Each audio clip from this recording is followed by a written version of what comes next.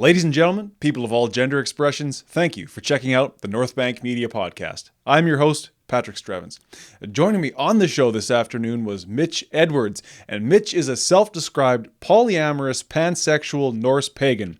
Now, he was also a roofer by trade, but he found far less joy in his occupation than some of those other things, so he's moved on to, or he's continuing, I guess, as a nightclub, a strip club doorman, bouncer, and working in the nightlife industry generally. This to me is one of the success stories of the podcast, actually, because Mitch saw an earlier episode that I had done with Walter Aliaga, and he took it upon himself to shout out the North Bank Media Podcast on his social media.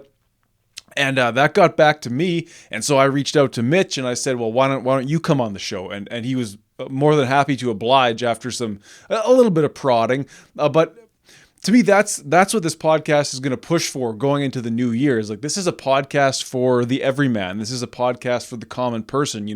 Everybody has a story, and in a time where I think institutions and just the sort of spirit of this life that we're in is one of divisiveness and one of disconnect. And maybe in sharing our stories through the podcast, we can start to rebuild some of that connectivity. So again, what I mentioned about Mitch is true, and he was more than happy to sort of share his life story with us, and it's a hell of a story, and I want you to hear it from him. But topics such as LGBTQ and polyamory, that sort of thing, as well as nightlife, media, and content creation, sex work, that sort of thing. So, trodden the fine line of stuff that's a little bit taboo or a little bit, but becoming normalized. And the podcast is more than happy to go anywhere with anyone.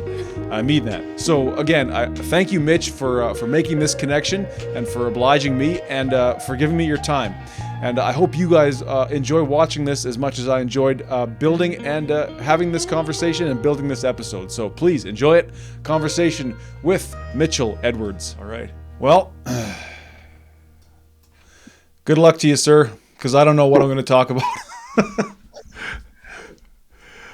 Okay, Mitchell, thank you, man, for coming on the podcast. It's great to see you. And I really appreciate your time and kind of doing this on short notice. How you doing? Well, I'm doing good, and thank you for having me. It's a real honor. Like, for someone who's a baby to all this and trying to get into social media, sure, I feel really honored to be brought in. Well, hey, I'm happy to bring people in who want to be brought in and who may not feel like they have anything to offer, which is not the case. I think we've all got a story, and that's what this podcast is about. So it's an honor for me to talk to a real live human being. Oh, and the stories I have. Well, I like the sounds of that. I guess the first thing I'd say is thank you for you watched the episode that I did with Walter, and you felt the need to speak out on your social media about it, and that's what this podcast survives on, and that's what I'm hoping to get more and more of. So thank you for engaging with the content. Well, when I listen to you guys, I know Walter through other people, mm-hmm. And then when someone posted it, I listened to it, and it was so wholesome and so nice to actually be able to hear that side of who he is, mm-hmm. And I just had to share it. Hey, well, he is a hell of a guy, and so how do you know Walter? So I work in the nightclub industry, the strip clubs, okay, and all that. And so I know a lot of dancers, I know a lot of that. And when they started posting about him, I kind of was like, oh, this guy seems very interesting. Right. And then we ran into each other through mutual people. Okay. So just mutual friends. What is it that you do at the, what clubs do you work at? So I have been in the bar industry for 14 years. Okay.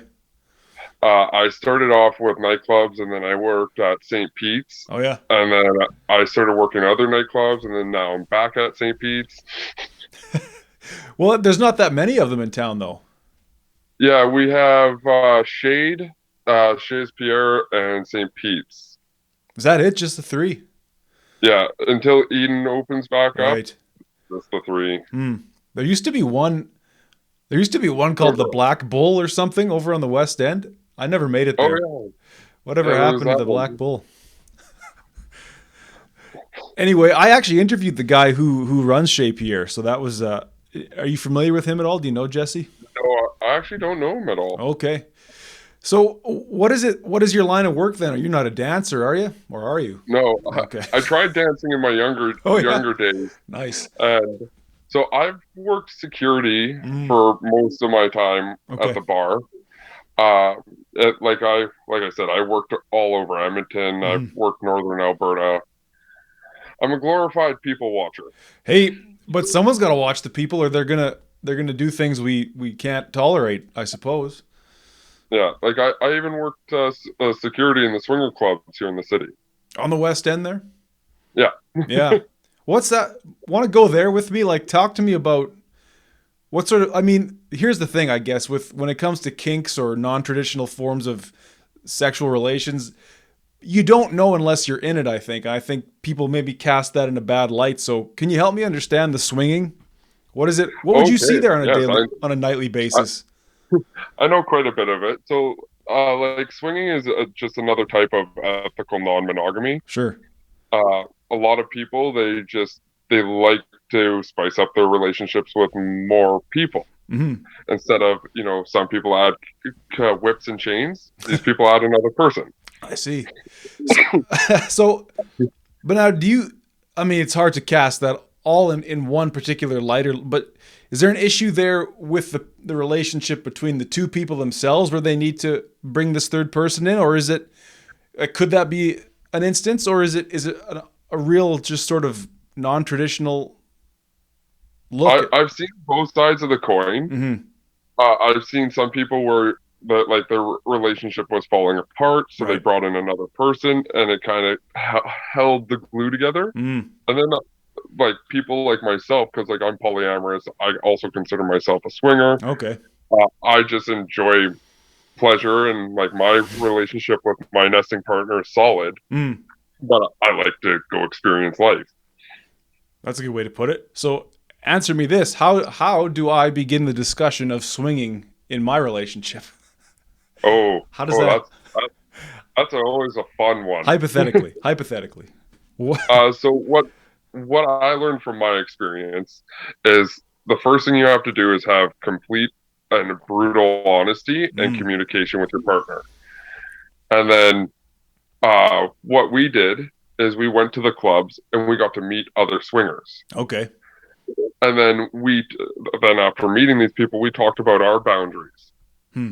And Mm. we were lucky enough that me and my nesting partner, we met a really nice couple that kind of took us under their wing and like, Hmm. well, they wanted to sleep with us. That was pretty much the hands down on it. Sure. But they taught us the ropes. Okay. Okay. So yeah, mentor, and that's not uncommon in sort of I don't know what the word is here in a kink lifestyle, in a non-monogamous lifestyle. There's often a mentor relationship. Is that true? Yeah, there's usually someone who will show you the ropes, show you like these are boundaries you don't cross. These are things, Right. and like I find there's more podcasts and there's more stuff being released online, which is Mm. really good. Hmm. Uh, there's a lot of bad things showing up on TikTok, but that's Oh. TikTok. Yeah. Well, you might say, yeah. What kind of misinformation or on Yeah, TikTok? Yeah. or partial information Sure. happens a lot. Well, yeah. I mean, I think you talked about this podcast on your TikTok, I think. But Yes, I did. but TikTok might be a net negative for this life, for this world. I'm not sure. I'm not sold on. I don't go on TikTok. Period. I'm pretty split amongst it. Like, I really do like TikTok because there's a lot of the fun, and it's a Hmm. fun way to start getting information. Sure. But people just can't take that as this is the sole source of Right. information. Right. I think that's a big problem with what's going on, at least through my eyes, in the world today, where people they put a lot of weight on one source of information. I mean, you know, Yeah. there's not as much critical thinking as we might like to see. Well, like I talk about it a lot. It's like vetting, and like Mm. it's just like interviewing someone. Like you Yeah. have to get your resources, you have to get your references. Like you can't just rely on that first thing you see. Hmm. Hmm. Or else you end up with something that you don't even know what you've what you've hired, so to speak. Yeah. So Something that will cause some kind of trauma. yeah, exactly. Well, that's the other side of it. So I'm happy to hear more about the swinging. And then so you met Oh, this couple and they sort of I mean, they, Yeah. So please, yeah, this was we got pre-COVID, of swinging. course. Oh, sure. Yeah. So yeah, we went on like couple dates, like Mm. both me and my nesting partner, and then the couple, Hmm. and then finally they're like, "Would you like to expand this further? Like, would you like to go into the bedroom?" And like they were so respectful of our boundaries and our comfort levels Mm. that it was a nice experience. Okay. And like I've heard the horror stories of Sure. like people being a little more predatory Right. Right. and scaring people away. Well, I have to think that's probably more common than not. I feel like you might have had I mean, I have no idea, but I feel like you had a pretty positive experience, and that may not be the majority of the cases. Yeah, like what I always suggest to people is like if you're interested in swinging, Hmm. go to the clubs because they are so like they find consent so important, Mm. people's comfort, like it's key. Hmm. Like especially at the one I worked at, I don't know if they'll be mad at me for saying their name, but I worked at Intimate Times on the West Side, Okay. and like the owners are great people. Like they helped me came up with the idea with my merch. Oh yeah. I have a shirt that says "Enthusiastic consent is sexy." Nice. And I Nice. have that on my work shirt. Yes. Enthusiastic consent is sexy. Is that an issue? Because that's something Walter talked a lot about how there seems to be a lack of respect for consent this day and age, or Yeah. maybe always. So what I think is what's happening is a lot of people are assuming consent, and like I see it at like the strip clubs. I saw it Mm. even a few times at the swingers club. Mm. A lot of people just assume like, oh, they're not saying no, so it means yes. Right. But it's like no, that's not what it is. Right. That is not it. Right. It's like there's informed consent and assumed consent. So Mm. like informed consent is me saying like yes, I would like to do this. Right. Assumed consent is like I'm pretty sure she'll say yes. That gets a lot of husbands in trouble in marriage. Oh yeah, my wife will say yes. Ah, right. She will, as if I haven't run this. Yeah, I haven't run this by her yet, but yeah, like one of the things like I have little ones. I teach them consent with everything. Like if they want to come give me a hug, they need to ask my consent because it Mm. comes into my personal Sure. space. Seems like a good way to start. That makes Yeah, sense. and I figured like not enough people do that to like just a simple thing as can I give you a hug? Hmm. Interesting. I think everybody could learn something from that. You could start teaching consent at a younger age, maybe. Yeah. So is that? Do you see a lot of that when you're working the clubs, like as a bouncer or whatever, that people just cross the lines? So much. So one of the things I'm pointing out a lot, especially with women who come to the strip clubs, Mm-hmm. taking a photo without consent, especially when there is nudity, Huh. it is supporting rape culture. Sure. Because like you're literally taking away that person's consent to say no. And Sure. and yeah, and like even like people grabbing and touching, it's like just because they are working in the sex trade industry does not give you the right Mm-hmm. to violate their consent.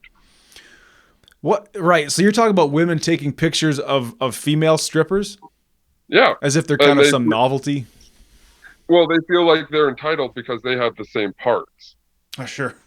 Okay. And I've had a girl actually use that argument, and I told her I was like, yes. But I was like, but did you get her consent? Right. And she went, no. I was like, so you're violating her consent. Hmm. And that probably blew her mind, right? She probably didn't see that coming. Yeah, especially coming from a man. Yeah. She's kind of like, oh, I've really messed up. Huh. Maybe you can help. I've still tried to. I've tried to have dancers or strippers on this show. I haven't had any luck with that yet. And it was interesting. The one girl who I asked, she said no because she didn't want to put herself out there in that way. And I was just fascinated by that. You know. Well, I can understand a lot of girls being scared to talk about the darker side of the industry. Sure. Like I know one person who does YouTube interviews. Okay. And she's a dancer, and she makes sure, like, if you ever watch it, it's all pretty positive stuff. Hmm. Okay. But so is there a dark side then that's well accepted and just we just accept it? Well, I've learned because, like I said, I've been doing this a very long time. Mm-hmm. what I started with and what is out there now Mhm. is night and day. Hmm. And it's gotten So like, worse? no, it's gotten so much better. Oh, okay. Yeah, so like when I first started, like drugs were rampant, violence, like security using violence on patrons was a commonplace thing. Hmm. But now people are actually calmed down. I don't see drugs as much. I don't see people trying to like try to touch the dancers as much. Hmm. Like it used to be, I would have to kick out 3 or 4 people in the beginning. Now I just have to like, hey, you got to make sure to hugs and handshakes only. Right. Well, that kind of goes against the narrative that we're being fed, where the gender relations or relations generally among people are getting worse. But you're telling me there's a culture of what, acceptance or tolerance that's actually growing in these places, strip clubs for Well, one. I think with the club I'm working at, because the clientele is aging like I am. It's not a bunch of children, Okay. so these people are learning that I need to be more respectful, or else I'll bring back these dark ages. Right. Well, there is something to be said for that too. When you get a little older and the testosterone isn't flowing like it was, there's a sober second thought about what I'm doing, or even women too. It's just with age comes wisdom, I guess. Yeah, because like I still hear horror stories about other clubs, Right. but it's not nearly as bad as what it was 8 years ago. Hmm. I'm fascinated by that. You think, and your club specifically, or do you think that's across the board? It's getting Uh, better. I would say it's very situational. Yeah. It's very location based, because like I worked on a few clubs on the north side of the city, Okay. and I've seen an ebb and flow of it being great, and then dropping back down to the dark times, Hmm. going great. Interesting. I'm fascinated by that. I wonder, like, are these clubs providing something for people that they can't get elsewhere, and so they kind of lose their mind a little bit. They lose control because it's a very deep desire that's being fulfilled in these clubs, right? Yeah. Yeah. So like one of the things I'm noticing is the experience of the workers. Mm-hmm. So like I have a few dancers that they know every tip, trick, and trade to protect themselves that there is. Sure. And then I also see these young ones that are coming in and they're 18, 19, 20, and they just want to party. Right. And it's those ones that are causing like the chance of the dark side coming back, because guys are going to be like, oh, she wants a party, I can do what I want. Right. Right. They're not wise enough. Yeah. Is that typical that you see women come into this profession at a young age and hang in for a few years or a long time, or what? So like I've been back in the industry for a couple months now, back to the strip club industry. The bar Mm-hmm. industry has always been a thing, Right. but I'm noticing, yeah, like the strip clubs, the new servers we get, the new dancers we get, they're anywhere between 18 and 25. Huh. And the little more towards the 18. And it's kind of Right. makes me feel like an old man. Yeah, I bet. I bet. How old are you? I am 32. Oh, right on. Same as me. I'm still young, but I'm also old at heart. That's right. We're old enough, I feel, at 32. We've seen, I mean, which is interesting, right? Because you're in an industry that really, I think, requires that young, youthful energy as far as servers, dancers, whatever, right? Like, I don't be served by some old fuck. Well, like I said, I'm just a glorified people watcher. I Right. sit in the corner and I make sure people behave. What's the craziest thing you ever had to do as a bouncer? Like, what's that one moment where you're like, oh, shit? I had a gun pulled on me several years ago, Wow. and it was one of those like I didn't even think, and I disarmed the person, Nice. and then I kind of looked at my hand and realized I was holding a gun that was pointed at my face. That was in Edmonton? Yeah, I was in Edmonton. And you just reacted and just, Like I was lucky enough, I had a lot of really good doormen like train me and teach me and essentially take me from a normal person to an actual security agent. right, right. And so that all that just paid off in the moment, eh? Yeah. Well, and I also like I worked white out for a while, and there's been knives. We got shot at before COVID too. Hmm. Really? That was an interesting one. What is that usually? A guy gets kicked out and then he comes back pissed off, or? Yeah, we kicked two guys out for that scenario. Mm-hmm. The one guy got upset and decided to do a drive-by, and I just happened to be on the phone calling in a drunk driver at the time. Damn, That man. poor, that poor operator. I was like, shots fired. And she's like, seriously? I'm like, yes, seriously. Oh, God. Where was that? That was, so you know where Wooly Bullies and Sweet 69 used to be? Man, I think it's, no, I've I never think been it's sober in over that part of down town. Have Mercy now. Have Mercy. Oh, on the corner, just down from White, a little bit north of Yeah, White. it was that corner. Ugh. Is that where Sweet 69 was? Yep, that was the first bar I worked with in Edmonton. Wow. That was the first place I ever went as a young child. 18. Good times. I remember the waitress handed me a shot and I thought she was handing it to me, but she was actually trying to cheers me. So that's how,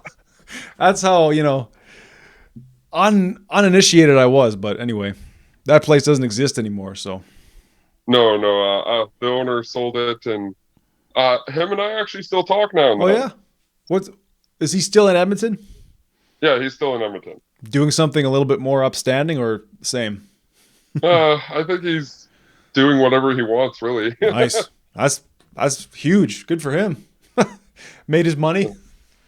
Yeah, pretty much. So what is it that motivates you then to get into working as a doorman, a bouncer? Like, is there something in your personality about justice, or you just like kicking ass, or it's just easy, Well, or what? I know I do have a hero complex, Mm. but it was actually what got me to keep on going back to security is the social aspect of it. Oh, Yeah, it's getting to know people, hang out with people, like networking. sure. And you're good at it too, I guess, right?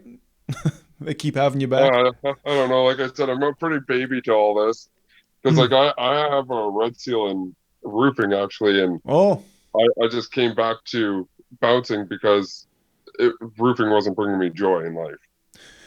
no, I can see that. That's roofing's a good summer gig though, right? Like Yeah, it's all right. money, yeah, but I guess getting paid isn't all there is.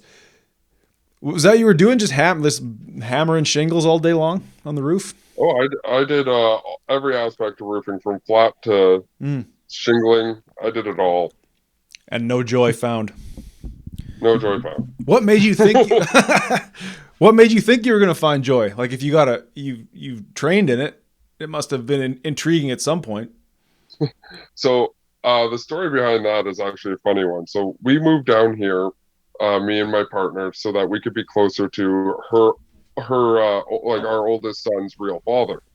Okay.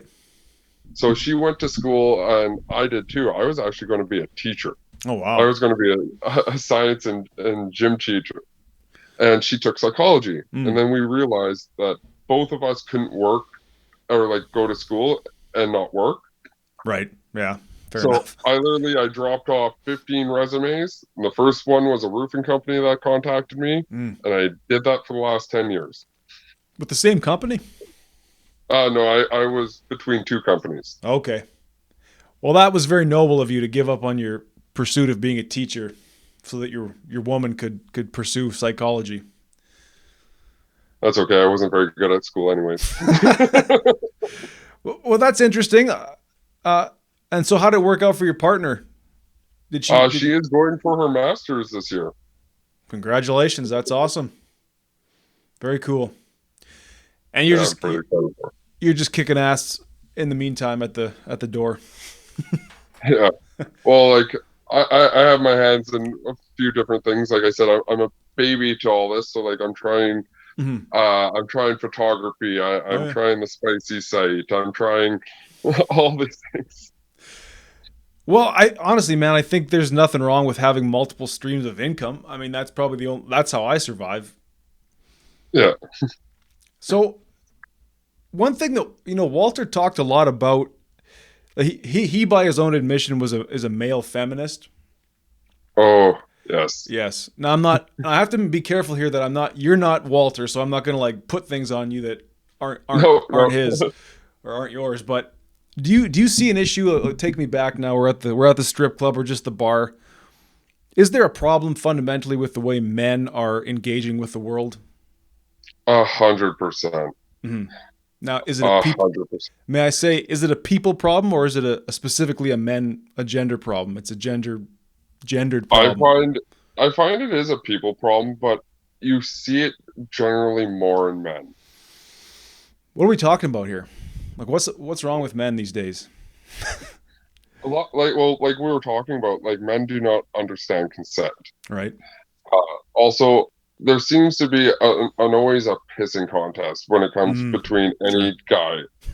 And like I don't know if it's them trying to fall back into their primal nature or if it's just them trying to look cool to try to get people to like them.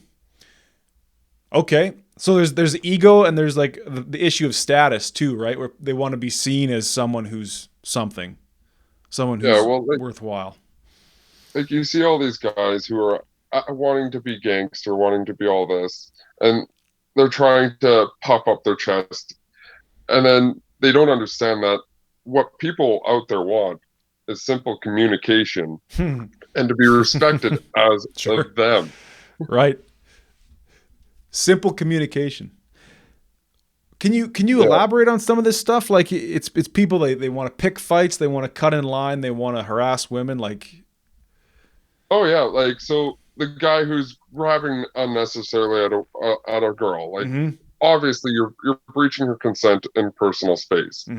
Or the guy who's coming up and he's trying to act all tough and he's like, "Oh, I want this. You're going to give me this." And I'm like, "I'm sorry, but no." And is it different? Is it different in the strip club? Is there a different? Is it worse? Maybe some of this behavior. Yeah, it's a lot worse I find in the strip club versus the other clubs. Because in the strip club, you're trying to get these beautiful women's attention that Right. are dancing and are working. Like what a lot of these guys don't understand is this is these girls' jobs. They're not trying to get your attention because they think you're pretty. They're trying to get your attention because they want to do their job and make you feel happy and them get money. Because that's what the strip club industry is. It's a service of making people feel better. Yeah. No, I believe that. I think there's some now. Do you think there's a problem with? Do you think there's an issue these days with, for instance, pornography or OnlyFans, things like that, where men are separated from their sexuality, and then when they go out into the real world, they almost forget that they're not in the virtual world? You know what I'm saying? Yeah, actually, that's actually a pretty good one. I have to admit, yes. So one of the things that like I know from my wife being with psychology and all Sure. that is that when you're overstimulated with something, you're looking for a bigger thrill. So you have all these people who are on these sites and they're getting all this interaction and then they go to the club and they're expecting equal or greater energy from these people. Sure. Because like we get a lot of people asking at the club, "Oh, how much to have sex with you?" And it's like, Wow. that's not what this place is about. Right. It's like, but they're like, "Oh, but I could pay online and have a person do this for me." So I maybe was right in some ways. There's this disconnect with what the arrangement actually is, how the world works. Well, they assume that money will get them whatever they want. Sure. Now, could it potentially? Is there a number? No. No. Oh, I know I have my number, but Hey. Apparently, I just have to take you out for dinner with your wife and sweet talk you. oh yeah, I have a weakness for men with mustaches. Oh yeah, well, yeah. I got it ready just for you, buddy. So. Oh, I appreciate that. No, I think that's fascinating, man. I wonder if it's a new problem or if it's just an old problem that's coming to the fore where you know, men or whatever, we're always looking to build status, ego, relationships, you name it. And now it's almost like in some ways I think porn, OnlyFans and that sort of thing video games too have hijacked us to where You know where I'm going with this? Yeah, that we're needing more stimulation. Sure. That's an interesting way Yeah. to put it. Well, it's like there was an old test done where a rat could either click a pellet for food or click it for pleasure, and that rat clicked that pleasure button until it died. Right. I feel like humanity is much like the same. Like if we click that button and it gives us a small stimulation, we're going to hit it until we get the stimulation we want. Right. And that's something, I guess that's dopamine, right? Like that chemical that makes us feel nice and rewards us for having done the right thing. So now when I asked Walter, what do we do about all this? And he said he didn't really have an answer beyond, I think he said men have to police other men. Like there needs to be following this. Yeah. Does that seem right to you? Yeah. Well, like to add to it, I think a lot of us need to start teaching our children younger on, and and like police other men. There was a movement, and I think it's still going on. It's Gentlemen for Gentlemen, and it's essentially a group of guys who are trying to teach other guys like this is the proper way you show respect and be a gentleman. Interesting. And this was like an online group where they actually met in real life, or? Yeah, it was an online group that I knew about it pre-COVID, so I don't know what it's like now. Yeah, of course. Because like when COVID hit, I went into a hole and I stayed in that hole. Nice. In a good hole, a comfortable hole? No, that was depression. That was a nasty little place I've been digging myself out of. Oh, I'm sorry to hear about that. Is it improving? Oh yeah, quite. Like I have my support groups. Like I have my circle of people who, when they see me going down a dark path, they give me a quick, swift smack upside the head. Nice. And I think that's what it has to be, right? It's not always this nice prodding. It's like give the guy a smack if he's going down the wrong road. Yeah, and like my friends, they're much like what Walter was suggesting. They're men who will keep me accountable. And I do the same for them. When they do something dumb, I come step forward and like, hey, that's not okay. Right on. I'm all for that. I wonder though, now I'm going to walk a tightrope, so maybe help me if I start falling. But we talk about, you hear a lot of talk these days about sort of gender being less and less hard binary. It's constructed. You can identify however you choose to identify. So then, if this is not if this is a men's problem, okay. But now, at what level do we say humanity's got a problem here, and the women or whoever have some responsibility in how we're interacting? Like, I don't judge women for doing what they want to do as far as sex work, stripping, OnlyFans. Like, get paid. Yeah. But are they some way complicit or to blame with the world that's being created? I don't think so, because like a lot of the girls that I know, they'll be the first one to tell a man when they're doing wrong. My wife being included in that, because she will tell me right away when I am wrong. Nice. Yeah. But when you brought up the multiple genders, that's something, a tightrope I have to walk a lot too. And I always have to find interesting wording, because my wife is very much an advocate for all of that. And I have to make sure I word it right, or else I sleep on the couch.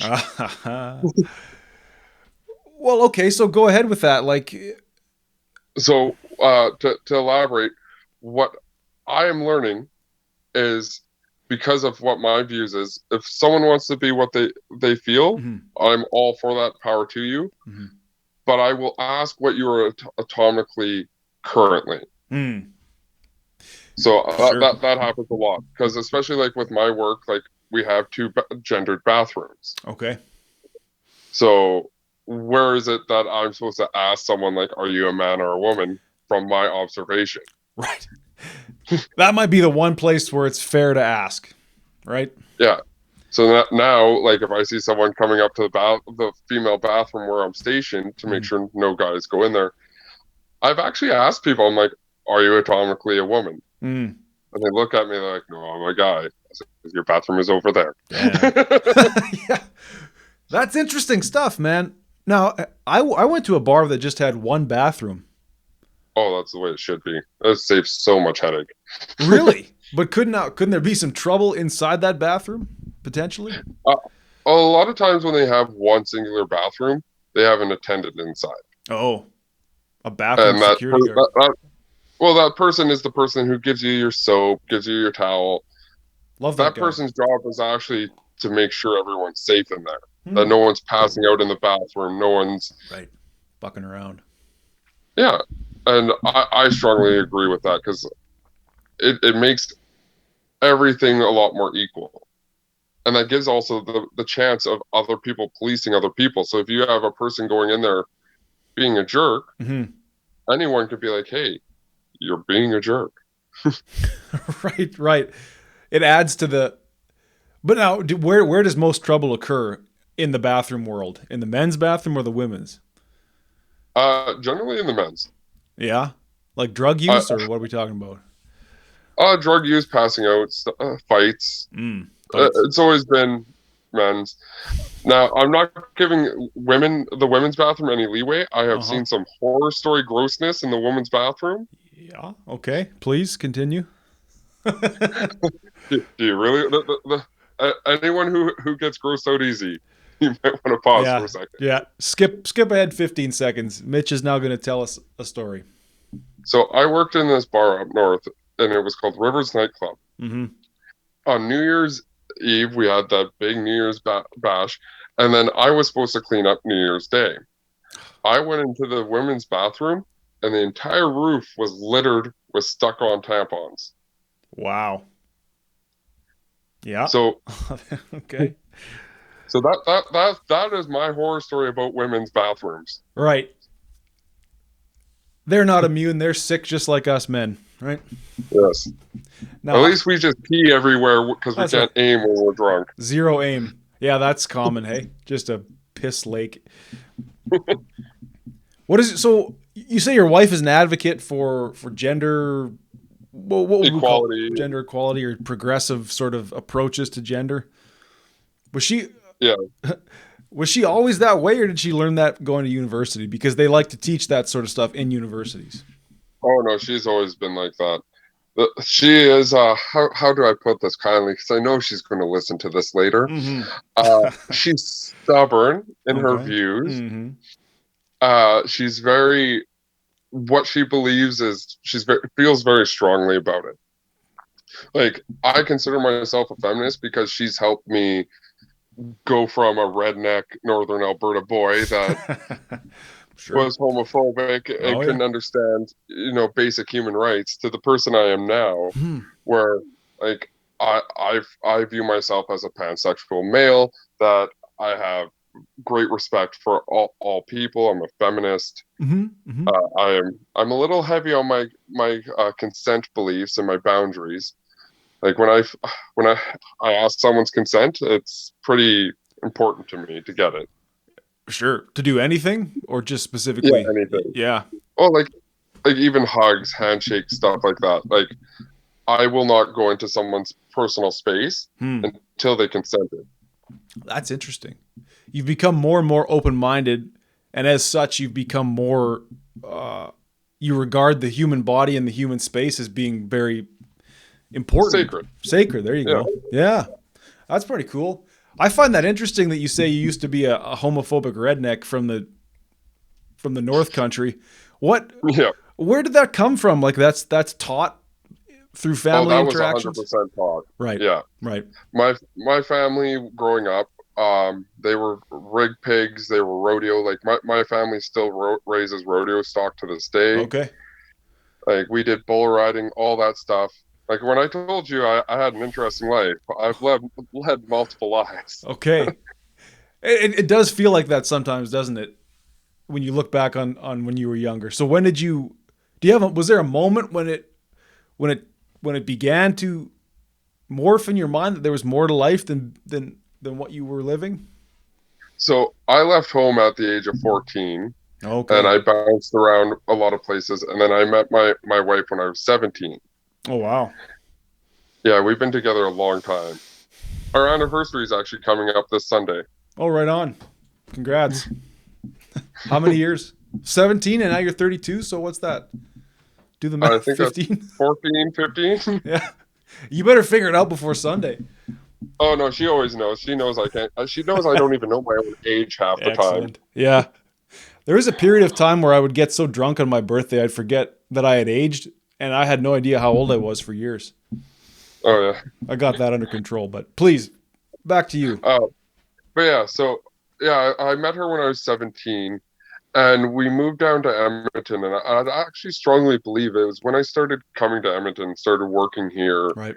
that I started realizing like what I was viewing in the north was kind of very northern thoughts, very Sure. Yeah, like you're disconnected, because that's what cities are good for, ideas, right? And yeah. progressive thoughts. And the further we get from those cities, sometimes those thoughts don't quite make it that far. Well, and it didn't help that like I lived an hour and a half away from any kind of town or any kind of people. Holy shit. So you were really, where did you grow up? Peace River. Oh, okay. Way the hell.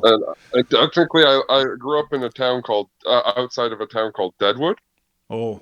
Oh, wow. That's even further north. Right. I think that's in a TV show. Yeah, they did a TV show about the states and with that. But there's Right. one. There's a country singer, Carolyn Dawn Johnson. She grew up in that area. Oh, wow. Well, that sounds like a country music kind of place. Yeah. Ding ding ding ding ding ding. Yeah, right. Well, I mean, but do you have it? I talked to some guys on the show who were from Central Alberta, where it was the same issue. Like you were seeing last fall when there were some of those sort of not riots, but protesting equal rights, and those fellows from Central Alberta come out and start, like big farm boys, just start shit kicking people who are just kind of advocating for equality.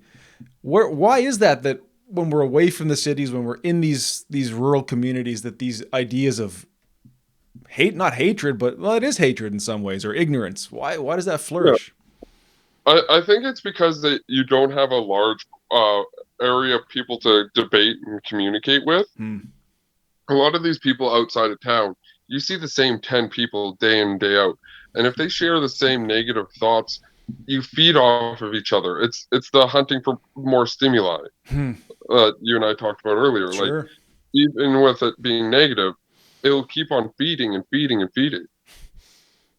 That's interesting. So the ideas just get more and more inbred, if you will. Yeah. Well, it's the snowball effect. As it keeps on rolling down that hill, it's going to keep on growing. Right. So you moved to Edmonton and you started to sort of literally open your mind.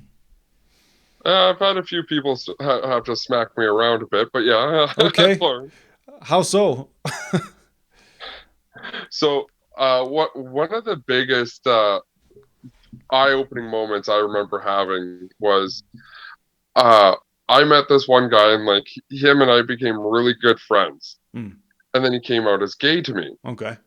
And because of like my homophobia that I had, like I almost destroyed that friendship. And he literally came up and like he just smacked me. He's like, "Man, I'm still the same person you know." Right. I just like men. Well, that's fascinating and good for him, right? Because he could have easily just let you be another person that didn't get him. Are you still friends to this day?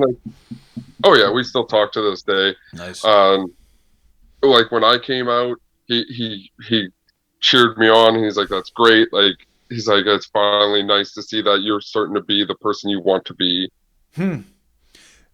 Interesting. Now, do you become the person you were meant to be? Were you somebody always that, and maybe that's why you were homophobic? I was very much wearing a mask of keeping my family happy than being who I was. Right. Almost tough. It really was. Like I grew up in a very abusive household. Like my stepdad was a very angry person, and he took it out on us.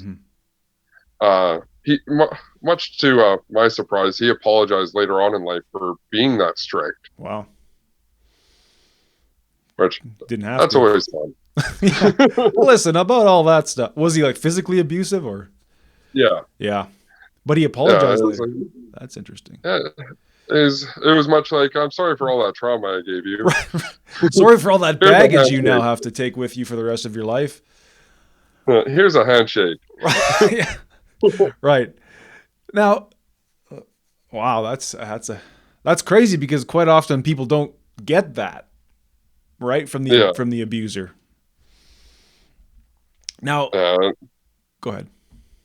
Oh, I was like, and like, what really like made it more worthwhile is he apologized before he ended up taking his own life. Oof.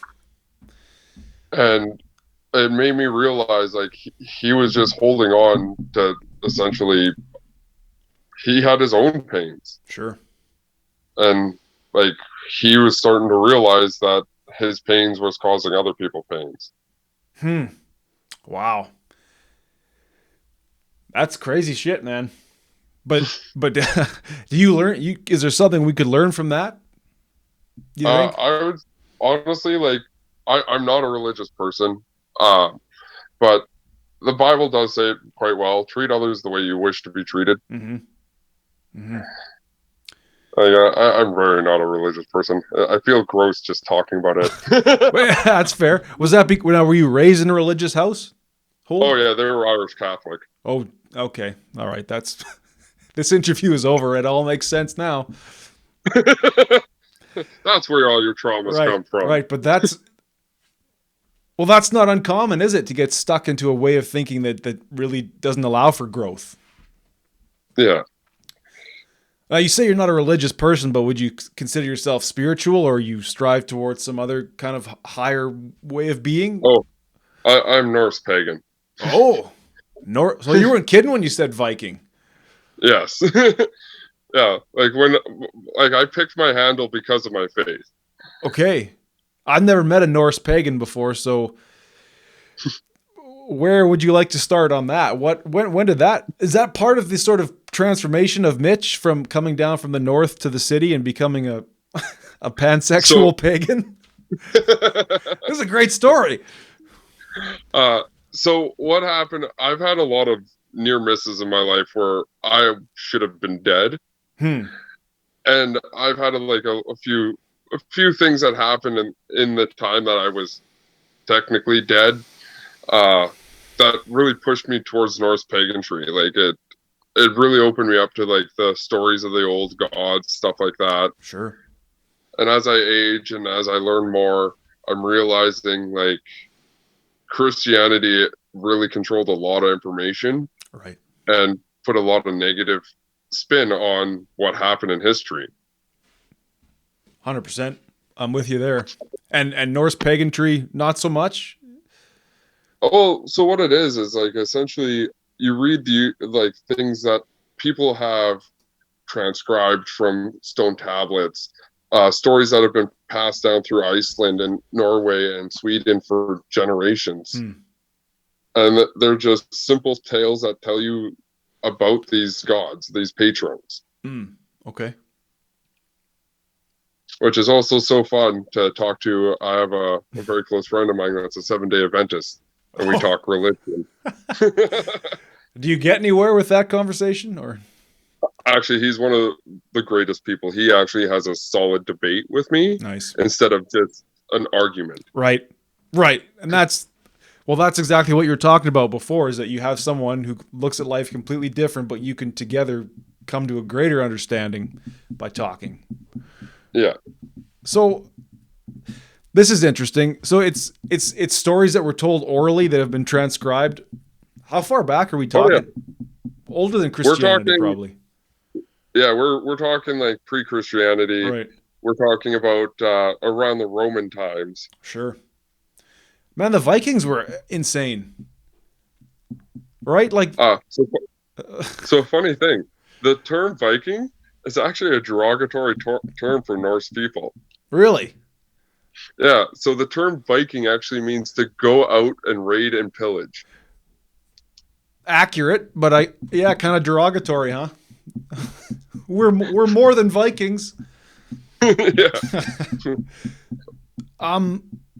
That's really interesting stuff. Is there like a moral, because they were a violent people, were they not? Like they violently colonized others in the name of the gods, or when you look at the Norse people or this Anglo-Saxons or any of the people that were considered the Vikings, there were groups that would go and raid and pillage. There was groups that would do slavery, but there was also groups that were just farmers. Hmm. The others that were just shipbuilders. Like not Sure. like when you look at the Viking history, it was very generalized in one location. Okay. Okay. So right, and that makes sense. That makes a lot of sense. What's is there kind of a moral of this Norse mythology, or is it like there was multiple gods, right? Yeah. So a lot of it is like you would find a patron that you would wish to follow, and you would try to live through their teachings. Hmm. Okay. And like some people will pick multiple patrons. So like myself, like I follow Odin because he's the one who wants the truth. He wants wisdom, Sure. and those things are very important to me. I want wisdom. I want truth being told. Mm-hmm. Like one of the biggest ways to lose me as a person is lie or lie behind my back about me. Hmm. Right. It's interesting, hey, that religion, no matter what, it seems to be built upon these sort of values that can exist outside of us that we're striving for. Yeah. So what does it look like to actively be a Norse pagan? Sorry if I'm just fascinated by this now. Oh no. What does that look like? It's how you live, right? Yeah, it's the way I live. So I have tenets that I have to follow, like my oath to the gods. Okay. So like mine to Odin is I try to live by my truth. I speak only truth. I try not to deceive anyone. Okay.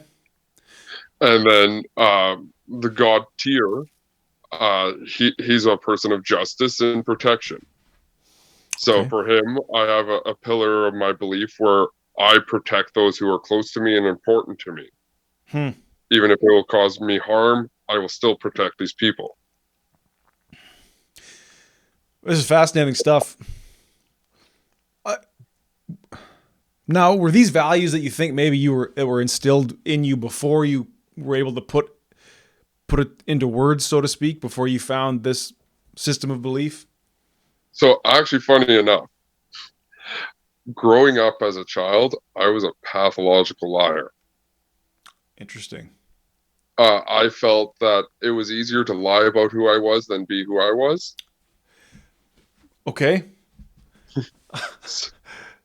So as an adult, and now with my oath, I have to fight to not ever become that again. I think that's so fascinating. I think it reveals to me what I've been thinking about is like sometimes when there's an issue you're trying to solve, the solution can be found right inside the problem. Like we want to run from the problem or we want to find ways around it, but you actually have to go headlong into the problem. It's like, you're a liar. Why don't you make a pledge to the God of truth? Exactly.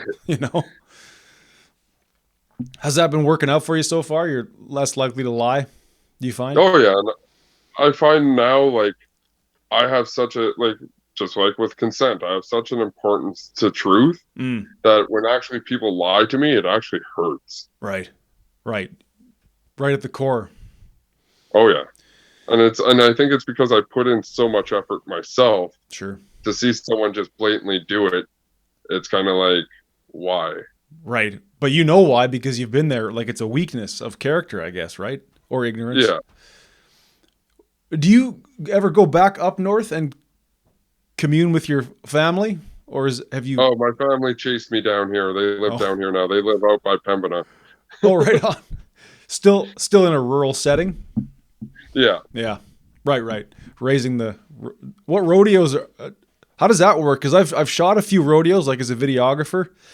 I'm fascinated by the Alberta rodeo circuit. There's so many little rodeos. So, like, my family, they raise Brahma stock, so it's all bulls. And they have their own bucking arena there. They have all their friends who will come and try riding our bulls every year. Nice. My little brothers are absolutely insane. My one is a bullfighter and the other's a bull rider. So, how much younger are they than your brothers? They are 12 years younger than me. Okay, well, quite a bit younger. Yeah, but like those boys, they are scary. I would not want to cross my little brothers. No, are they Vikings too, or just not? No, not yet. They're pure rodeo boys. They are redneck. What it's interesting because it sounds like you've found a set of values, as have I, that works for me. But when you go back up north, are there things, or when you go see your family, is there certain things about that way of life that are still appealing and that's still noble in your eyes? Oh, I miss farming so much. Mm-hmm. I miss actually living on a ranch and having that freedom of life. Mm-hmm. Because like I'm living in the city right now, and I'm going insane slowly. Sure, cities are good for that too. Is it the openness? Is it owning all your own land and kind of that Well, control? I think it's the freedom of your day. Hmm. So here, like especially with me with a small townhouse, I could go out and go for a walk and do that, but I can't go and build a shed or go build a fort. Sure. I I literally am confined in this little house. Yeah. Hey, I hear that. I mean, I live in a house, but I'm renting, so it's like I can put a hole in the wall and fix it, but I can't. I'm not knocking down walls and doing anything major. And it Yeah, sucks. It hurts as a man, or just as a person generally. You'd like to have something that's yours, right? yeah, yeah. So like I try to escape to the mountains every chance I get Nice. because like there's that freedom of nature. Yeah. Yeah. Freedom is the right word for it. It's because that's where we came from, and now we've chosen to live in these boxes. And I feel like it's a cubicle. It's a glorified cubicle. Do you own this townhouse, or you're Yeah, renting it? Yeah. Oh well. I mean, that's not nothing. yeah. Well, I lucked. Well, I didn't luck out. I got in a bad injury as a kid, and my parents ended up suing the school board because of it. Because Okay. I was supposed to die. Right. You said you almost died. How did this happen? Oh, so this is near death number one. Okay. You know those old merry-go-rounds? Like on the playground? Yeah, Yeah.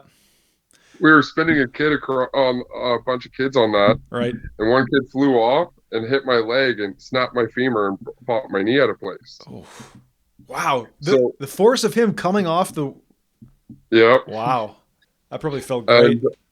and Jesus. so instead of calling an ambulance, they ended up the school board ended up calling my mother to come pick me up. That's how they do it up there, huh?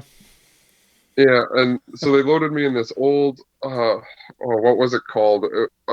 This old Jeep, and we almost hit a deer going into town. After that, my consciousness was very hazy, Sure.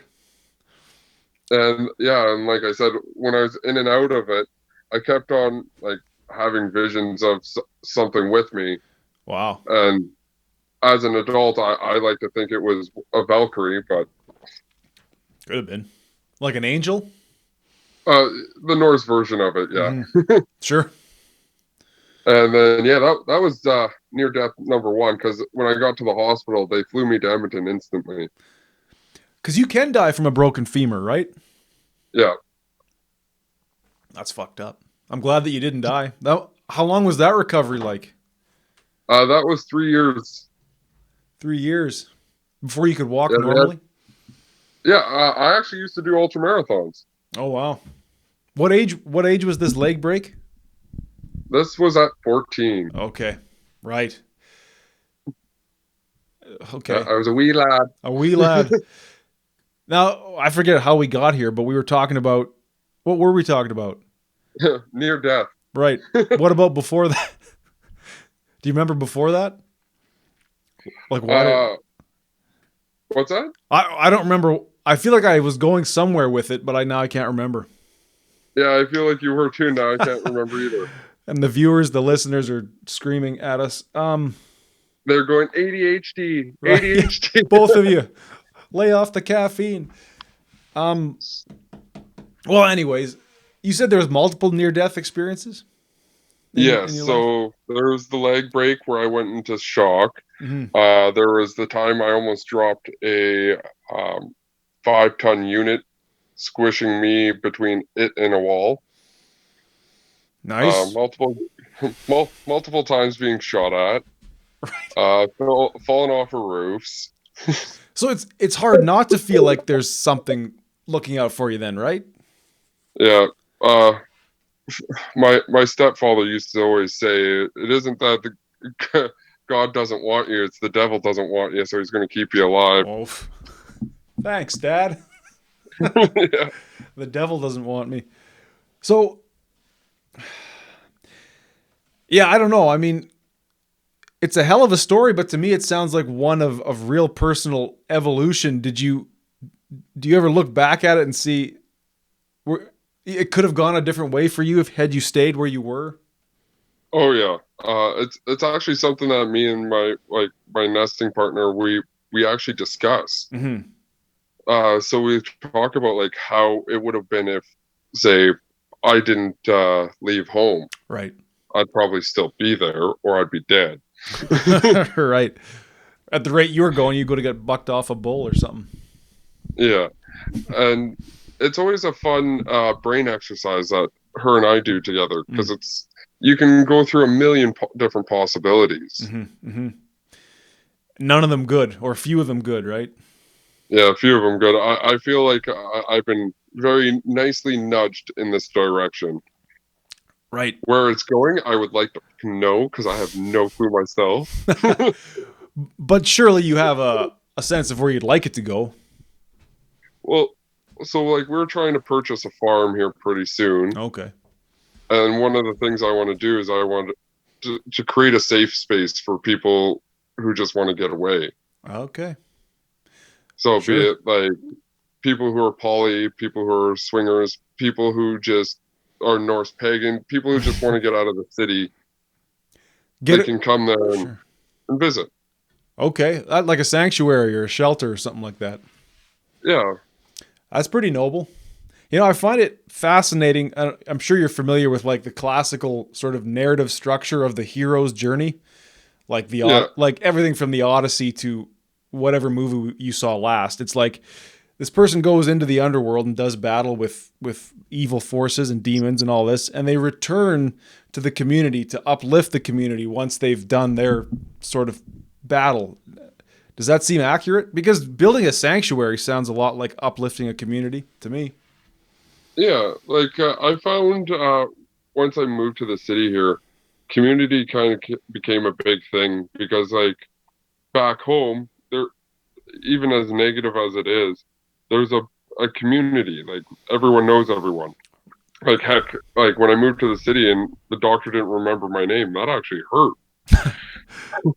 Sure, that's interesting. And so, And like the doctor I have now, he's my friend, so sucks to be him. He has to remember my name. that's epic. You have a friend who's a doctor who's now your doctor. Yeah. Well, we met through like the community, like the swinger community, the poly community. Yeah. Sure. No, I think there's something to that. I also think that the way things are going these days, through you name it, social media, politics, whatever, it's dividing people. It's breaking up those communities. And at least for me with this podcast, I'm trying to make connections like this one right now, kind of battling against that division. Well, I had someone who's a lot smarter than me tell me one day. He's like, we have never been more connected and more separated. Right. He's like, when it comes to all the social media, all this, we don't have the connection we used to have where, you know, you walk down the street and you go hang out with your friend. Now you text them all day and you don't really have that warm bond. You just have a technological bond. That's well said. And it makes you wonder if that technological bond is even a bond at all. You know, like I'm raging on Twitter. Who cares? Aren't I just raging against myself at this point? Exactly. Like I lucked out where I had a good friend move into the same building complex as me. Nice. And like we hardly text, we hardly do that because we'll walk over to each other's house and we'll do nerd things. We'll play Magic the Gathering or we'll go for a dog walk together. That's how it should be, right? Yeah. Man, that's funny. You years ago I directed an indie film, and the guy who played the main character, he so reminds me of you. He had the tattoos, he was like into the pagan mythology. He actually made his own board game that was like Risk, but it was like a whole universe he created. Have you ever done any acting? I tried when in my 20s, but I just couldn't get a foothold in any of it. Sure. Is it something you'd want to do? Oh yeah, hands down. Well, I enjoy the spotlight. Let's say I'm a bit of I'm trying to think of a nicer word than social horror. Let's say you feel like you've got something to give. How about? Yeah. No, that's when I heard that Among Us was shooting here in Edmonton, I was trying to find out how to get casted as an extra. Yeah, that's huge, right? Like that's a huge production. Yeah.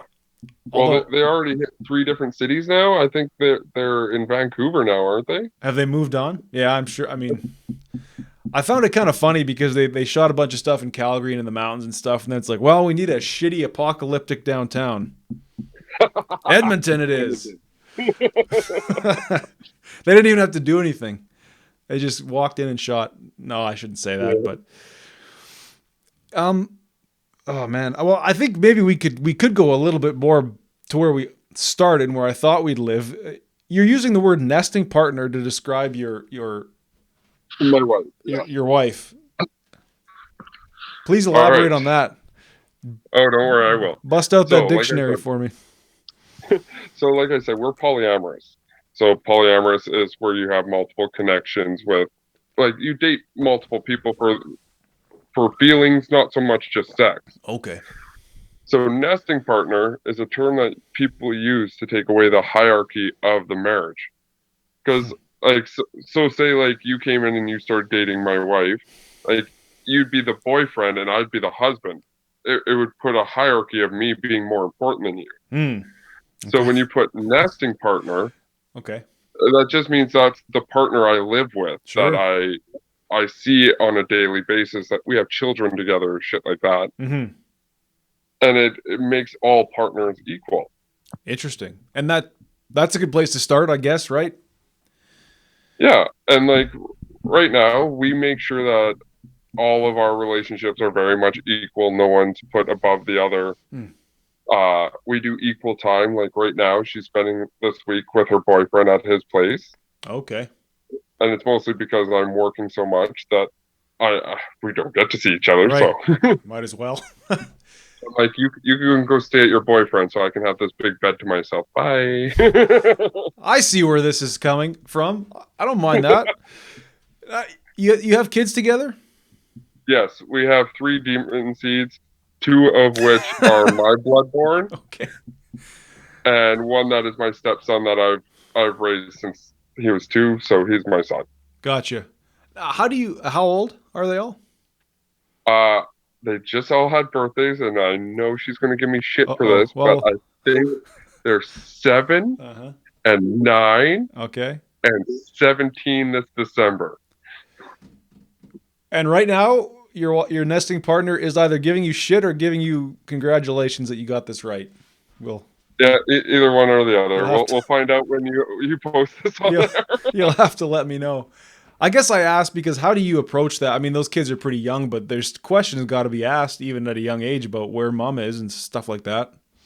Oh, we are fully communicative with our children. So, like, our children know that we're poly. They know that monogamy and polyamory are both valid. They know that mom loves me, and mom loves her boyfriend. There's no less than, greater than. Okay.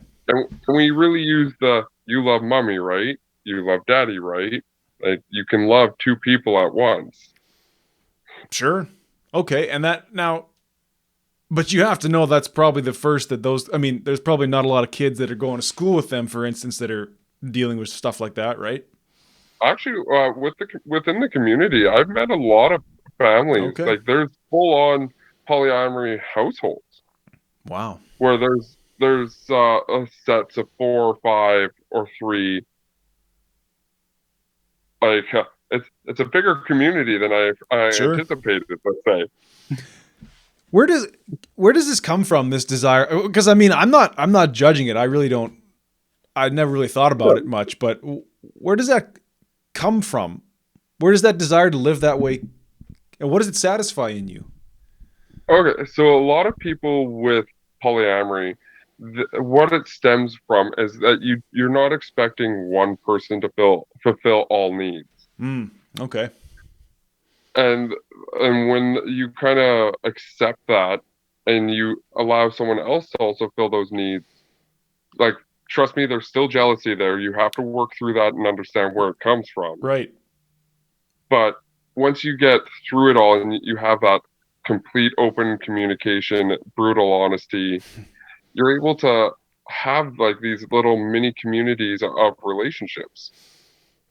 Interesting. And you view it as a positive thing overall? Yes. Yeah, like so all the monogamy that I've seen growing up has always been very toxic. That's fair. I've only met a few people who I view as monogamous and actually being healthy. Interesting. And you think? And like, go ahead. When you look at the history of monogamy and polygamy and all that, like polygamy is older than monogamy because monogamy was started with the Catholic Church to essentially control people in England. Yeah, I could see that. And when you look at like polygamy or polyamory, that dates back to like the dawn of Christianity or Catholicism. Like it goes way back there. Like there's even, I hate that I'm bringing up the Christian Bible again. It has a way of sneaking into every conversation. Yeah, there's a spot in the Bible that says that a man may take on another man as long as he puts his wife first before God. Now, this is supposed to be, for all the monogamous people, the oldest living record there is. And there's literally polyamory in the Bible. Homosexual polyamory. That too, yes.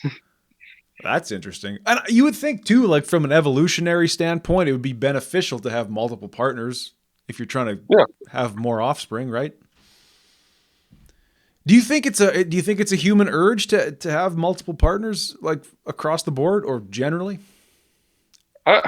Yes and no. Because like, yes, I see a lot of people who want to have multiple partners, but they don't want to have multiple relationships. Yeah. Multiple streams of bullshit to deal with. Yeah, trust me, I have this app for calendar. Yeah. That thing is so full, like I have to book people months in ahead. Like when you're like, yeah. Like when you booked today, it was like funny. it was perfect. Well, I'm glad to hear that you snuck me in between sessions. But I'm sorry, I don't mean to make light of it. I'm just my head is really reeling to think about a lifestyle like that. Where how do you make time for yourself then? How many partners are we talking about here? First of all, for you. Well, so I become what's called polysaturated with two partners. And that's just that about yourself? Yeah. Okay. Yeah, I've tried the 3, I tried the 4. Dear God, no. You're empty. Yeah, like at that point, I just wanted to sleep. Yeah, no kidding. I need some rest. Yeah, so like right now, I only have my nesting partner, but that's because I went through a bad breakup not too long ago. Long story short, sure. I'm healing and going to date later on. Hey, that's all good. Yeah, I guess I just feel like, is there enough coming back to you from these relationships that it's worthwhile? Because, as you say, one relationship is often a lot. Well, so like amazingly enough, like even though like my nesting partner is with her boyfriend and all that, I don't have any less affection from her. So even though her attention's divided amongst two people, I still feel the same amount of care. And if I ever want more, all I need to do is talk about it. Well, okay. That goes, sure. All I know is I have video game time now and it is wonderful. No complaints. And so, well, well, you tell me what you think, but you just said when you had a lot of partners, you just wanted to sleep when you had your free time. Like for men, you know, an orgasm is a pretty major hormonal event that I believe needs a lot of recovery time. Now maybe it's not the same for women, but do you feel that that's the case? Like if you're out there fucking all your partners, it can be draining, literally. So, one of the things with mine, like I spend like, so if I spend a day with one partner, it's that day with that partner. Sure. And then, only a few times in my swinging time did I have multiple partners at once. Okay. And all I know is, so tiring. That's what I'm saying. So, but you learned to manage it. You've probably learned a lot about your own body in the process. I had a fellow person who was in the lifestyle come up to me and he's like, "This is a book you need to read," and it was about tantric. Oh yeah. Oh, there you go. And then I was able to be one of those. Like I felt 18 again. I was able to keep going and going and going, and it's like I feel like a god. Please let me know the title of that book immediately. Literally, it's just tantric sex for men. Tantric sex for men. All right, I'll check it out. I'm into that because I am serious about what I said about the male orgasm. You don't have to agree, but I found the longer I go in that tantric mode of retaining semen, man, I'm like Superman. Oh yeah, it's not only an amazing feeling in itself. You feel like a god after when you know your partner's exhausted and True. You're sitting there like, I could go for round 6. Yeah, I'm not done. Now, I'm curious about the jealousy factor because I'm sure that's what keeps a lot of men from living this lifestyle. How do you, let's say your wife gets a boyfriend who's physically superior or superior to you in some way. How do you? Oh, trust me, her boyfriend is so much taller than me, and I am short. Okay, but that's cool. But how do you live with that? Like, is there not some kind of burning jealousy inside you, or? So what happens with most jealousy? I do a lot of self-reflecting. So if I'm feeling jealous about something, I'll sit there and I'll go, why am I jealous about this situation? Mm-hmm. And then usually it'll fall into, I'm jealous because she's doing something I want to be doing with her. Or I'm jealous because I don't get this time with her. Okay. And then that's where we bring in the brutal honesty and the communication. And you're able to turn jealousy into compersion. What's that word? Compersion. So compersion is feeling happiness for your partner's happiness. Oh, wow. And yeah, after you kind of learn where your jealousy is coming from, and hopefully your partner actually helps in like to deal with your jealousy, you find as you go on, you no longer feel jealous, but you feel like, oh, I'll just let her know I want to do this. I'm really happy she's getting to experience this. Huh. No, that's okay. So that's interesting, but that's probably what's missing in a lot of people, period, is that self-reflection as to why do I feel this way? It took a lot to learn how to Ooh, sorry about that. It's all right. To self-reflect and actually meditate on like, where am I doing wrong instead of where is she going wrong? Right. Like truly every problem we have is actually the problem is me, right? You know, like I can solve the problem through myself. Yeah. And a lot of people seem to think that other people should be doing it for them, when in all reality, the person who's in control of your fate is you. That's huge. That's correct. People want, well, I think it goes back to when we were talking about some of the other stuff, religion, media, whatever, the way people look at the world. It's we're abdicating really our responsibility. It's like you have a responsibility for yourself, period. You know, and it seems to me this lifestyle you're talking about would actually require people to be even almost more responsible for themselves in some ways. Well, like I told you, like the respect for consent that this community has given me, it's gone beyond what like normal things. Like, because most people, they think consent, they think sex, right? And I like mine goes even beyond that. Like mine goes beyond like even to like talk to you or talk to anyone else. Mm-hmm. If I learned about you through someone else, Mm-hmm. I'll ask their consent before I engage, Okay. which I failed with my ex, and I apologize for that. Hey, we're all growing. So that's interesting. So consent really should be just a value that we live with, period. It's like we should always be kind of checking in and asking other people, as I'm dealing with you, am I dealing with you the right way? Yeah, because we don't know other people's boundaries unless we communicate it. Right, right. And so asking for consent is our way to learning these boundaries. That's interesting. Now, once you have a partner and you guys have talked about like what considers consent, what is not, All right. and because like I'm also part of the kink community, Okay. like girls don't want to keep on hearing like, is this okay? Is this okay? Right. Further, further, further, further. Yeah. So you establish like rules and boundaries and phrases that you can use when you're like, hey, I'm getting close to where this is going to breach my consent and boundary. Okay. Right. And you kind of establish that beforehand. Yeah. Like I think strongly we as humanity need to learn how to communicate. I think that's huge, man. I think you look at how often does someone complain to you about their workplace or that's it normally, their workplace? Because and the communication is always the issue to me. Yeah.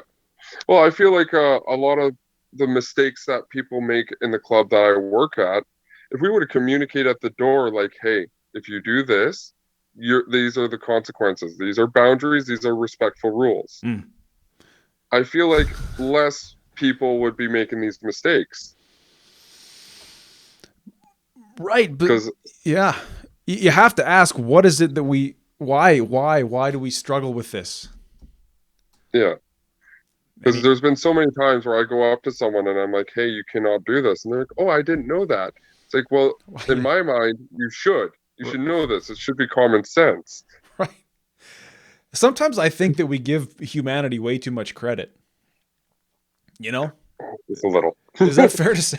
Okay. I don't feel so bad about saying that. I really don't. I mean, as much as I know about myself and a few other select people who I know deeply, it's like we're animals. Come on. Well, like I think I said in the beginning, like we all try to tie into our primal selves. Mm-hmm. That's it too. Yes, correct. We are on some level still monkey brain, primal people, but we've built this world somehow that almost we've built something too big and grandiose. We don't even understand what we've done. Yeah. What we've created. I was going to touch on one more thing here. I might have lost it. It was something Walter said. God damn it, what was it?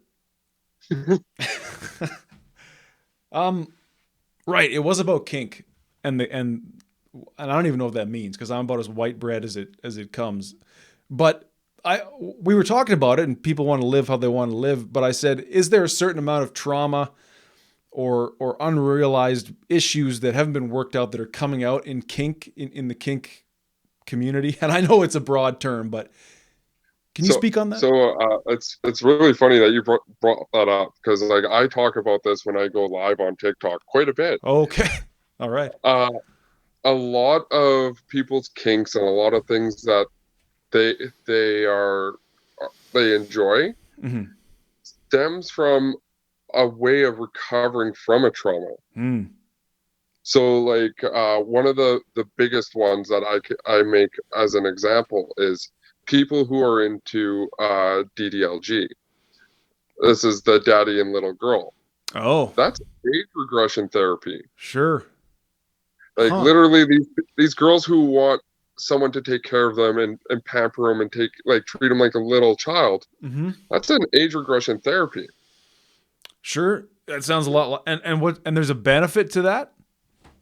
Well, when you are able to recapture like what you were missing in your childhood as an adult, Mm. you're able to essentially uh, relive that childhood, and instead of it being a traumatic event, it's a positive one because you have someone there respecting you and treating you the way you should have been treated. Well, that makes a lot of sense. So that Right. So in some ways, the kink is the process of working out the trauma. Yeah, and like you can go through pretty much a lot of it. Like people who are into shibari, like the rope bondage. Okay. These are people who want to feel like restricted. They want to feel uh out, like they have no control, but yet they have control because at any time they know they can say done, Right. and it's done. Huh. So it's a way of letting go, but yet still holding that strength. That's pretty interesting stuff. Do you mind if I ask, is there a sense of that in you about what it is that you're working through? You don't have to talk about this, but. Oh yes. Oh, trust me, I share this online, so don't Okay. worry. I'm very open about who I am. Sure. Give her. So I consider myself a pleasure dom. I'm very primal in my nature. Okay. Okay. So a lot of my need to be the dom to make someone happy stems from the fact that no one tried to make me happy as a child. That makes a lot of sense, man. But you know this for a fact? Like this is consciously you've worked that out in your brain? Like I said, like my nesting partner, she studies psychology. Like within her and I talking about it, it was one of those things where like a little light switch kind of went ding. It's like that's me. And that's kind of, it's different in a sense, right? Where you're trying to make people happy because you didn't have that as it's not like you're out there trying to get happiness, or maybe you do, it feeds back into happiness. Well, seeing other people happy and seeing other people in euphoria makes me feel like I've done something positive. I am a positive outlet. Mm-hmm. And it kind of feeds into that I get to be what I never had. Right. And right. You become the source of that. Man, that's wild stuff. Yeah. And I could see in the people that I help, that the people that I date, Uh-huh. I see their happiness, and I see what I should have been. Oh, man, that's deep. Really, it is. Like it's going right to the core and to the most foundational stuff in a person's life and trying to right those wrongs. Yeah. Do you see ever in the community that you're part of where that maybe someone hasn't quite gotten there yet and they're kind of pursuing for the wrong reasons? Oh, you're talking about like fake doms.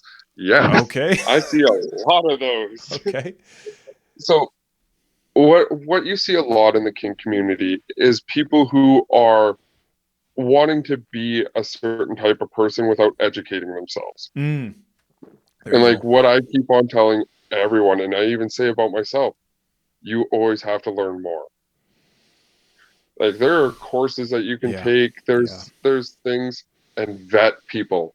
Oh dear God. And there's bad subs out there too. Sure.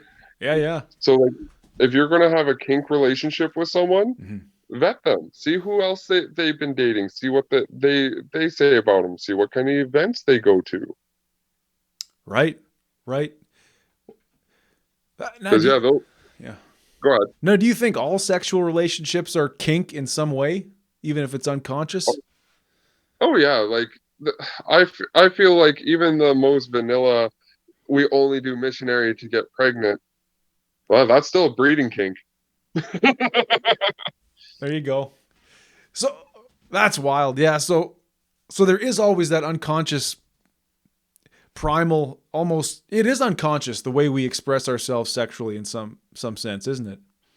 Yeah, like I find that our mental health comes out in every day. Yeah. Like I said, like when I was a kid, I was a pathological liar trying to mask who I was because I didn't like who I was. Mm-hmm. And I imagine like if you were to actually be around me at the time, like you could see mental illness in people. Yeah. In their actions that they do. Big time. I heard this. Yeah, no, go ahead. I was like, even now, like I have ADHD. I have a hard time focusing. You can tell when I talk to you that, or like my movements, you'll see my eyes go off into the distance. Me too. But you're pretty good at it right now. Are you on the meds, or are you just mentally, like, you're pretty sharp right now, it seems? I'm playing with something in my Oh, hands. you're fidgeting. That's Yeah. okay. Shade. No, I mean, no judgment. I don't. Now, do you subscribe to the term neuroatypical or neurodivergent, or do you not buy that? Uh, so I do use the term neurodivergent, Mm-hmm. but I read a book a long time ago where it talked about the evolution of the human mind and how the people who are actually neurodivergent are the evolution of people who are not. Say again. I, I was with you, and then my ADD kicked in. So the book I read was talking about people with Uh neurodivergencies huh. are actually the evolution of the brain from people who are not. Okay. So so the book talked about how us as humanity have finished evolving physically, Mm. but we haven't kept on evolving mentally. So that's why we don't see these half human people hybrids Right. because our bodies already hit the max. Now our mental capacity is what's evolving next. That's interesting. And it talked about how like people who are autistic Mm-hmm. that that is like the breaking point of evolving into the next stage. Wow. I mean, that makes sense. Like divergent. Okay, then divergent is the right word there. You're forking off to something other than human. Yeah. Well, how's that then for you being not human? How's that been? It's all right. I know I'm a little strange. No, I think well, sure, but who isn't really? Yeah. But I appreciate your openness, Mitch. I think this was it was actually eye opening for me to talk to somebody uh, so openly, actually, and about a lot of different things. Oh yeah. Like I'm an open book. I always say that to everyone. Mm-hmm. Uh, the only thing is, like as you notice, I don't use names and stuff like that because I don't have those people's consent. Sure. So I don't like. I'll share the story. If Mm-hmm. they ever listen, they will know it's about them. Right. Right. So what do you see us? I like to end kind of with I asked the guest like we've kind of outlined there's some issues with humans and the way we're interfacing with our world. Do you? I think we might know how you'd answer this, but some solutions then for maybe getting us out of the gutter or keeping us on the upward trend. Uh, so I have two parts to that. Sure. Obviously, we need to educate younger, Mm-hmm. but and then part two, I'm one of those people that keep on saying that the world needs a new plague. My nesting partner kind of laughed at me when COVID hit. She's like, "You got your wish." Uh huh. Yeah, but it only killed the old people. We need something serious.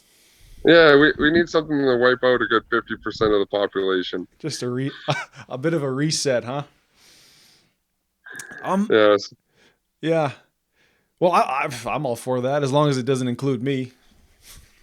Oh, I'll even throw my name in that Sure. lottery. You know what? Yeah, I've had my fun. If people want to get more of this life of Mitch, you're on TikTok. Is that accurate? Yes. So I misspelt it, and I'm kind of running with the spelling. So I wrote Albertan, but I wrote it Albertane Viking. Right. I But saw that. I'm I didn't say anything. trust me, I had someone point that out to me, and I'm like, oh, dear God. Well, I thought it was Alberta in Viking, and I thought maybe you lived in Viking, which is in Yeah, I southern tried to Alberta. play that off too, but no, Uh, that's. well, what are you gonna do, huh? I'm in the process of correcting it to changing it to Albertan Viking, Okay. but I'm on TikTok, Instagram. People can type Albertan Viking and find my Snapchat. It's pretty boring. All I do is sing while I drive to work.